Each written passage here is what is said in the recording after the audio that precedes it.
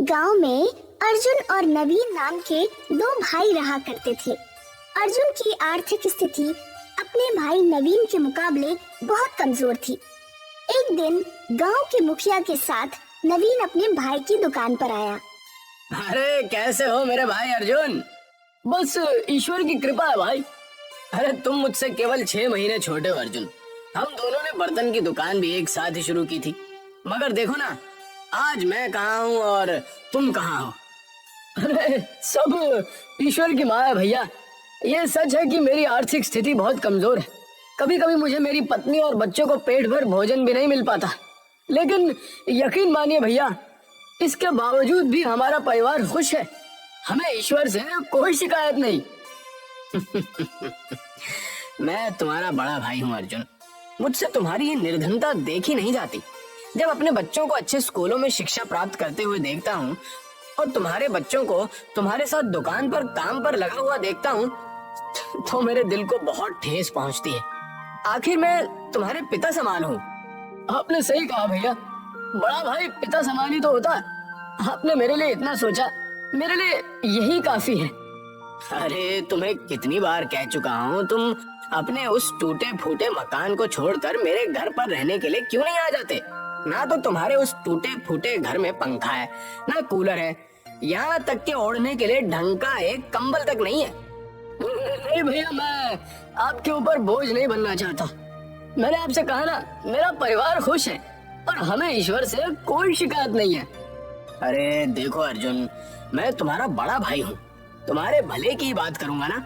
तुम्हारा वो टूटा फूटा घर जिस जमीन पर है, वो जमीन एक हाईवे के किनारे पर स्थित है।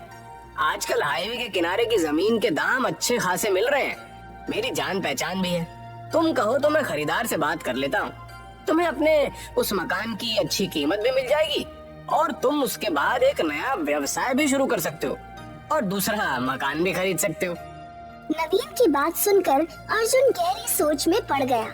तभी नवीन के बगल में खड़ा हुआ गांव का मुखिया मुस्कुराते हुए बोला, अरे नवीन बिल्कुल सही बोल रहा है अर्जुन। आज के दौर में कौन सा ऐसा बड़ा भाई होगा जो अपने छोटे भाई के लिए इतना सोचता है। नवीन दिल का बहुत स्वच्छ है और तुम्हारी बहुत चिंता करता है। देखो मैं जानता हूँ कि ये फैसला तुम्हारे लिए कठिन है। तुम कुछ दिन और सोच लो और अच्छी तरह समझ लो। मुखिया जी सही बोल रहे हैं अर्जुन, और जब तक तुम मेरे घर में आराम से रह सकते हो। वैसे भी हम दोनों भाई हैं, विवाह से पहले हम दोनों साथ में एक घर में ही तो रहते थे। मुझे सोचने के लिए थोड़ा समय चाहिए भैया। कोई बात नहीं, ठीक है, पर ज्यादा समय मत लेना, नहीं तो जमीन का खरीदार दूसरी जमीन खरीद लेगा। इतना कहकर नवीन मुखिया के साथ वहाँ से चला गया। दरअसल नवीन एक लालची व्यक्ति था। उसकी नजर अर्जुन की जमीन पर बहुत पहले से थी और अर्जुन एक बहुत सीधा साधा व्यक्ति था जो अपने भाई का बहुत सम्मान करता था। नवीन ने बंटवारे के दौरान भी संपत्ति में काफी घपला भी किया था। उसकी बेईमानी को सिर्फ अर्जुन और नवीन के पिताजी जानते थे, मगर अर्जुन को बताने से पहले ही वो इस दुनिया से चले गए। अब नवीन की नजर अर्जुन के उस मकान पर थी जो कि हाईवे के बगल में एक झोपड़ी के रूप में बना हुआ था। रास्ते में मुखिया नवीन से बोला, तुम्हें क्या लगता है नवीन, क्या अर्जुन तुम्हारी बात को मानेगा? मैं अपने छोटे भाई को बहुत अच्छी तरह से जानता हूँ मुखिया जी। वो एक नंबर का मूर्ख व्यक्ति है। अपनी मूर्खता की वजह से ही वो आज तक कभी धन नहीं कमा पाया। उस बेवकूफ को तो ये भी नहीं पता कि उसके हिस्से की संपत्ति मैंने कितनी चालाकी से हड़प ली। इस बारे में सिर्फ तुम्हारे पिताजी ही जानते थे। बिल्कुल सही कहा मुखिया जी। पिताजी नवीन को इसी बारे में बताने ही जा रहे थे कि रास्ते में ही उनकी तबीयत खराब हो गई और वो अचानक चल बसे। तो क्या अर्जुन की जमीन हड़पने के बाद तुम उसकी दुकान भी हड़पोगे? कम से कम दुकान तो उस बेचारे के पास रहने दो। अगर दुकान भी तुम उससे छीन लोगे तो अर्जुन और उसका परिवार तो सड़कों पर भीख मांगने लगेगा। मैं एक व्यापारी हूँ मुखिया जी, हमेशा फायदे का ही सौदा देखता हूँ। फिलहाल तो मेरा फायदा उसकी जमीन बेचने पर है। वैसे उसकी जमीन के तो लाखों रुपए मिल रहे हैं, उसमें से अर्जुन को कितना दोगे? पागल हो गए हैं क्या मुखिया जी? उल्टी कौड़ी नहीं दूंगा। अरे कुछ दिन अपने घर में रखकर धक्के देकर बाहर निकाल दूंगा।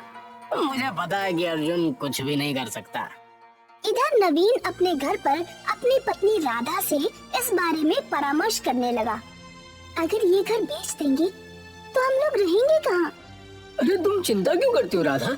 भैया ने कहा है कि जब तक वो हमें अपने घर पर रख लेंगे। सोचो राधा, हम उस पैसे से नया व्यवसाय शुरू कर सकते हैं। पता नहीं क्यों मुझे कुछ ठीक नहीं लग रहा। लेकिन तुम तो जानती हो कि मेरी दुकान पर बर्तन खरीदने वाले मेरे हाथ के बने हुए बर्तन खरीदते ही नहीं। हमारी बेटी चमकी 12 वर्ष की हो चुकी है। कल को हमें चमकी का विवाह भी करना होगा, तब क्या होगा? कभी सोचा इस बारे में? अर्जुन की बात सुनकर राधा चुप हो गई।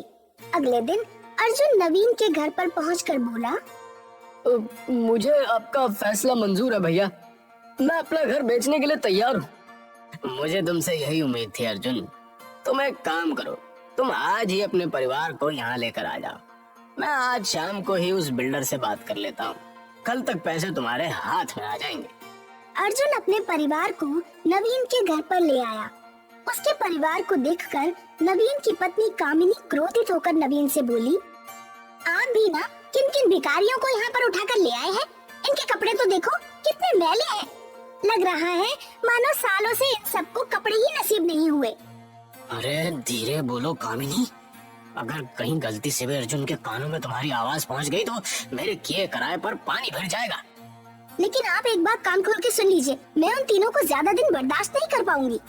अरे धीरज रखो, 2-3 दिन बाद मैं इन सबको धक्के देकर स्वयं घर से बाहर निकाल दूंगा।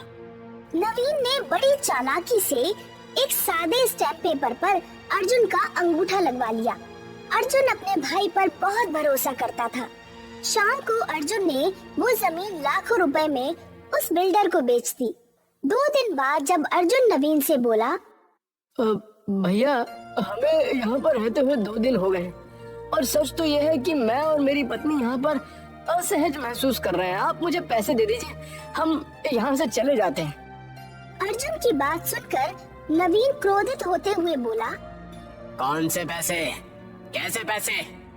भैया वो मेरा मकान जो आपने बेचा था उसके पैसे। अरे मैं तुम्हें बताना भूल गया अर्जुन। बात असल में ये है कि वो बिल्डर धोखेबाज निकला।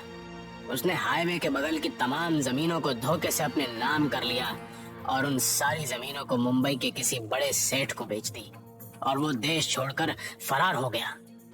नवीन की बात सुनकर अर्जुन के पैरों तले जमीन खिसक गई। उसकी आंखों से आंसू बहने लगे। पर भैया मैं कहाँ जाऊंगा? अरे अब मुझे क्या पता तुम कहाँ जाओगे और क्या करोगे। अब तुम्हारी किस्मत ही इतनी फूटी है तो उसमें मेरा क्या दोष। और सुनो, आज शाम को ही तुम अपनी पत्नी और बेटी को यहाँ से लेकर चले जाना। हाँ? मेरी पत्नी तुम सबके साथ स्वयं असहज महसूस कर रही है। लेकिन भैया मैं कहाँ जाऊंगा? मेरे पास तो और कोई घर भी नहीं है। वो सब मुझे नहीं पता। देखो, वो सब मुझे नहीं पता। तुम मेरे छोटे भाई हो, इसलिए मैं तुमसे सिर्फ जुबान से कह सकता हूँ। अगर शाम तक तुम नहीं गए तो मेरी पत्नी बहुत गुस्से वाली है। कहीं वो तुम्हें और तुम्हारी पत्नी को अपमानित करके घर से धक्के देकर बाहर ना निकाल दे।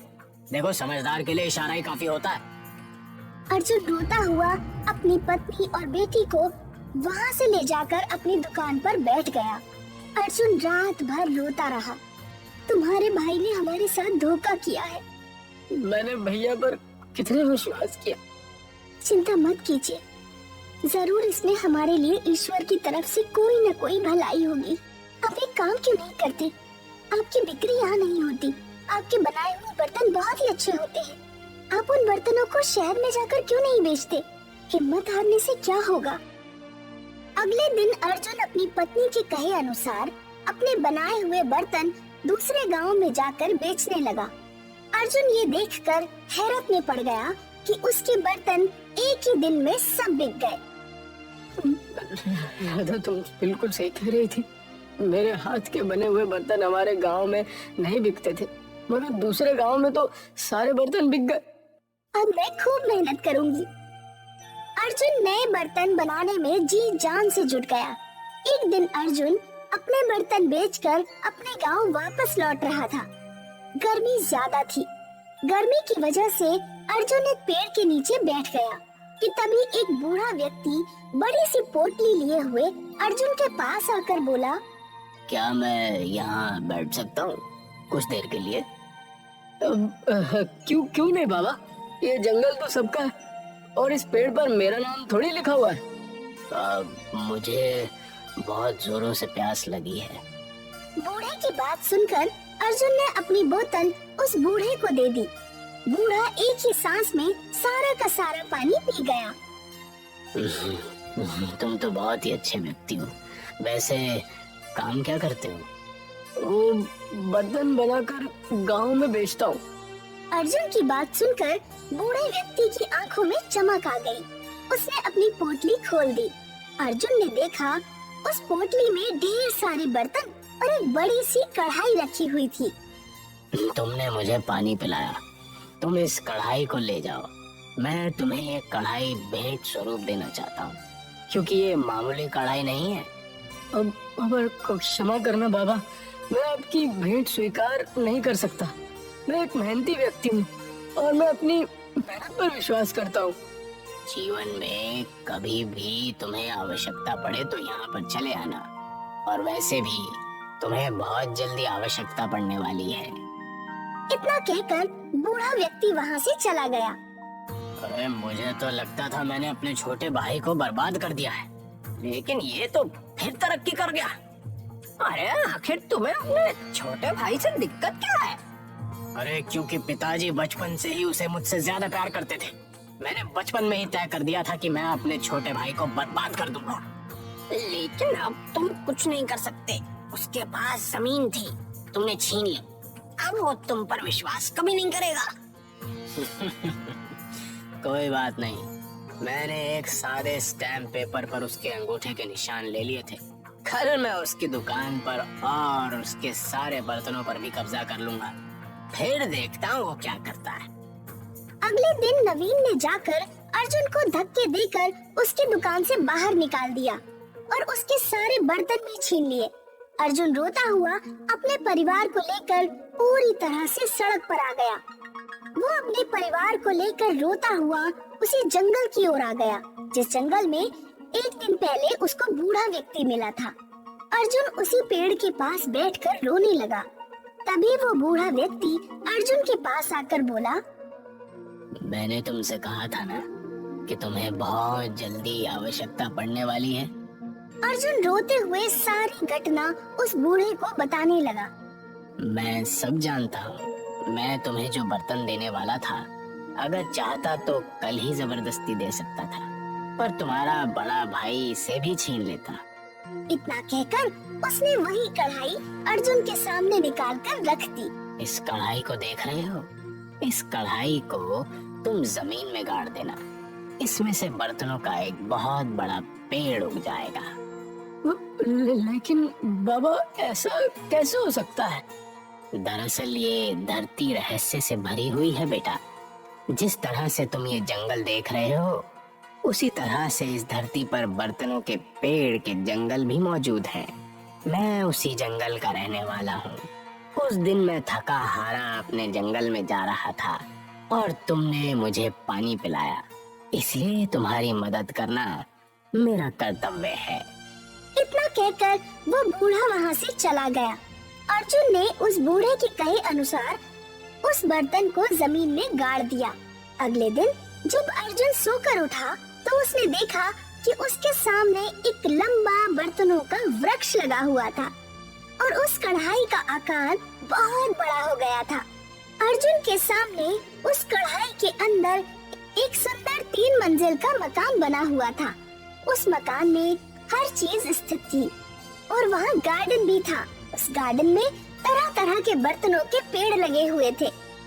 देखा राधा, लगता है वो बूढ़ा व्यक्ति मायावी था। ईश्वर ने हम पर कृपा की है। उसने हमें रहने के लिए घर भी दे दिया। अर्जुन अपने परिवार के साथ उस कढ़ाई में बने हुए घर में रहने लगा। अर्जुन रोज बर्तन तोड़कर बाजार में बेचने जाता। देखते ही देखते अर्जुन अमीर हो गया। यही बात जब उसके भाई नवीन को पता चली तो वो जल भुन गया। बस बहुत हो गया। अब मैं अपने छोटे भाई को जीवित ही नहीं छोड़ूंगा।